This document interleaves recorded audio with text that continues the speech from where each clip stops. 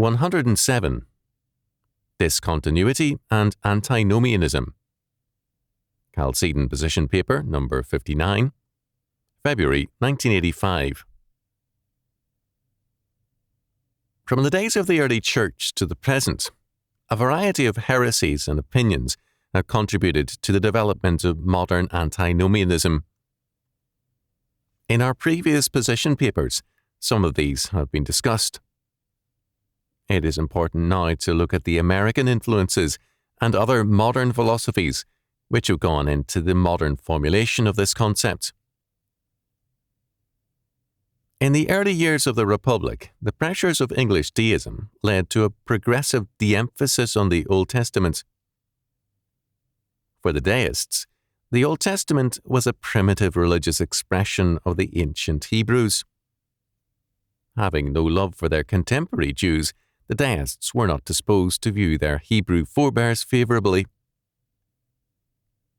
The results became apparent in a lessened interest in the Old Testament.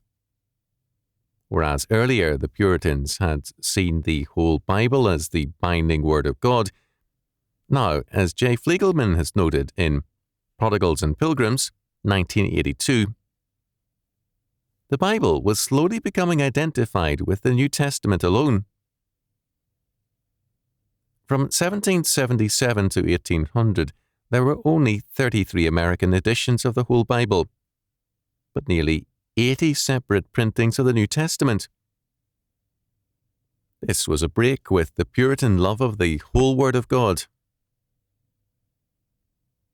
At the same time, the Baptists were waging a dual attack on the old order. First, and rightly so, they fought against the establishment of any church in favour of the establishment of Christianity as the faith undergirding the social order. Second, because the other churches stressed the continuity between circumcision and infant baptism, the Baptists attacked the validity of this continuity by denying the continuity between the Old and the New Testaments. Instead of a renewed covenant in Christ with a new Israel of God, a new chosen people, the Baptists insisted on two covenants of differing characteristics. This assault was followed by a more deadly one, by the Unitarians. William Ellery Channing in 1819 preached the ordination sermon for Jared Sparks in Baltimore, Maryland. On that occasion, Channing attacked the Calvinists and declared that the dispensation of Moses was very different from the new one and had been adapted to the childhood of the human race. The Bible thus represented two very different dispensations of religion. Ralph Waldo Emerson went further. In an address to the senior class in divinity at Harvard, he attacked the assumption that the age of inspiration is past, that the Bible is closed. He insisted that men need no mediator and that all of us can become bards of the Holy Ghost. In Uses of Great Men, Emerson insisted that a rotation or change of dispensations is the law of nature, and added, nor can the Bible be closed until the last great man is born. During this time, the idea of cultural evolution was being advanced, and later it was applied to biology. The influence of evolutionary thinking on dispensationalism was real, despite the fact that, at a later date, evolutionary and dispensational thought separated and clashed. Another powerful influence was the philosopher Hegel. In Hegel's thought, a variety of ancient pagan strands resurfaced, among them the belief in the conflict of interests as necessary to progress. Whereas biblical faith asserts the harmony of interests because of the governing and predestinating hand of God, non-biblical faiths see order evolving out of a conflict of interests. These pagan ideas had long plagued Christian thought, but never so much after Hegel, His influence was decisive throughout Christendom, and especially so in Germany.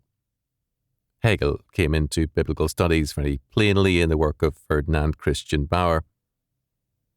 As Hans Conzelmann noted in An Outline of the Theology of the New Testament, 1969, and noted with approval, Bauer interprets Paul with the basic concepts of Hegel. What this meant was that Scripture was no longer seen as a unified whole, as the one Word of God. From beginning to end, the Bible was now seen as a war of ostensibly true ideas and factors. In Paul especially, this warfare was supposedly sharpest. Flesh is for Paul, by presupposition, an antithesis to spirit. Law is opposed to grace, mercy to judgment, love to wrath, and so on. The Bible was now seen as a divided book. And, by implication, God was divided and in conflict with himself. God had one plan of salvation for the Jews, another for the Christians. Such ideas were not new. As heresies, they had long plagued the Church and often influenced the Orthodox. Now, however, such antinomian and dispensational ideas represented the latest scholarship. Biblical studies began to major in dividing the Word, in seeing one writer as opposed to another, or in conflict with himself. It became good scholarship to see error and division in the Bible. Martin Debelius, in James, a commentary on the Epistle of James, 1976, held that, because Christians were living in expectation of the end of the world, they had neither the inclination nor the ability to initiate an ethical renewal of a world which seemed to be doomed for destruction. How a commentator on James could make such a statement is amazing. It is a witness to the triumph of scholarship over reality. This is not all. Another and revolutionary influence which came to focus in the United States was a hostility to continuity. America was to be the new order of the ages, a totally new dispensation. The Old Testament era was, quote, primitive, end quote. Europe was, quote unquote, backward. But America was to be the new course of empire and a new age in a new world. Many deists in Europe shared this view and adored Franklin as an example of the new free man. Jefferson was hostile to the past in the same way and believed that family and continuity were impediments.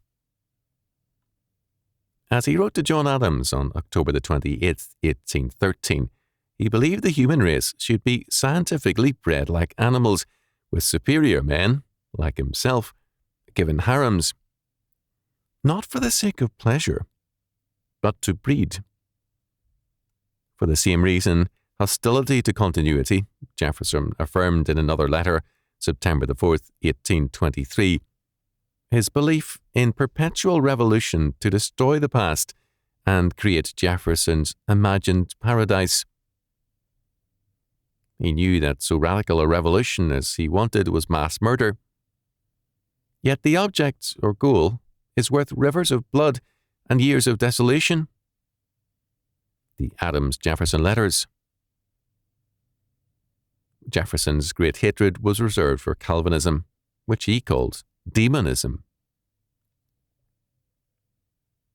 Jefferson made respectable the belief in discontinuity. Since his Unitarianism, while suspected by some, was not public knowledge, his influence among churchmen was extensive, and he carried their votes easily. Jefferson did not popularize the belief that the United States has to break with the past and sons with their fathers. Jefferson hated the power of birth and inheritance, that is, the ability of men to begin with an inherited advantage. John Adams said of Plato, but with an eye on Jefferson, "No man expressed so much terror of the power of birth. His genius could invent no remedy or precaution against it, but a community of wives, a confusion of families, a total extinction of all relations of father, son, and brother." It is not an accident that all radical movements, from the ancient Mazdakites to the Marxists, have tried to destroy the family. In the United States, this Jeffersonian anti-familism has meant a hostility to sons of successful men. Is a wealthy industrialist the son of a rich founding father? Then it is assumed that the son is only successful because of his inheritance. The fact is that very often, not always, the son advances what the father began. The belief in discontinuity plus envy directed against ability leads to the hostility. To cite a very specific current example from within the church, Frankie Schaeffer, son of Francis Schaeffer, is regularly the target of hostile comments in and out of print. These sanctimonious hypocrites attack Frank with a show of sadness and regret because he is supposedly not up to his father's abilities and name. The fact is that Frank Schaeffer begins where his father left off in The Christian Manifesto and builds logically and very ably on that foundation. His work is a step forward and in excellent continuity with his father's work. Two motives are at work against him. First, those who lack the courage to attack his father are now piously bleating about his supposed decline. Second, the old hostility against continuity is at work. There must be no inheritance of wealth, ability, or status for these men. The Jeffersonian hatred of continuity is very much with us. Such a view is essential to antinomianism. Law means continuity. It means that God has an established order in all of history. The sins of the fathers have an effect on the children, and the mercy of God upon the fathers is also felt by the children. The past is not dead. It is alive in all of history, because God's law governs, ordains, and uses all things. Because the wages of sin are always death, history can only change within a God-given framework of curses or blessings. Men have no other options than those given by the triune God and set forth in his law word. The idea of revolution, of discontinuity, is to overthrow the force, power, and government of God's law, to break the bonds of God's rule. Psalm 2. The Mazdakites in AD 451 sought to eradicate the past by enforcing the communism of wealth, women and land, and killing Christians. Among them a hostage, Isaac Rushdoony. But they ended by destroying their realm. Today, state schools are a great weapon of discontinuity, well tooled to destroy the family. Those who resist state control of education are taken to court on criminal charges. Within the church, all these currents of thoughts had an extensive influence. The Unitarians like Channing dismissed the Old Testament and its law as a primitive dispensation for the ancient Hebrews. They also dismissed Puritan Calvinism as an old and barbarous era, as clinging to a dispensation well left behind. The believer in his devotional life was encouraged to concentrate on the New Testament and the Psalms. Alexander Campbell attacked the law and called for New Testament Christianity. Such thinking was seeping into all churches, although Southern Presbyterians resisted it until 1869. The church was abandoning the Bible of Jesus Christ. In 1970, Bible believers in the United States numbered at least 1/4 of the population, enough to command the country. But most of them did not vote and regarded politics as a dirty business. They failed to appreciate the fact that their retreat had made it so. Not surprisingly, the persecution of churches, Christian schools and homeschools soon began. The God of the law was now the state, not the Lord God of Scripture. In one state where such persecutions have taken place, a Christian attorney called attention to the dereliction and surrender of some churches. As a result, 6 pastors banded together in an effort to force the attorney out of town. Newsweek, February the 4th, 1985, called attention to the epidemic of sexually transmitted diseases, now said to number 25 or so diseases, which in fact, 1 in 4 Americans between the ages of 15 and 55 at some point in his or her life. Serious as this is, it does not compare in its harm to the damage done by antinomianism. If God's law does not govern man, the state's law will. And the state's law is Genesis chapter 3 verse 5 writ large. Every man, or civil government, as his own God, determining for himself what is good and evil. It is time to ask churchmen plainly, who is on the Lord's side? Let him serve the king and honour his law.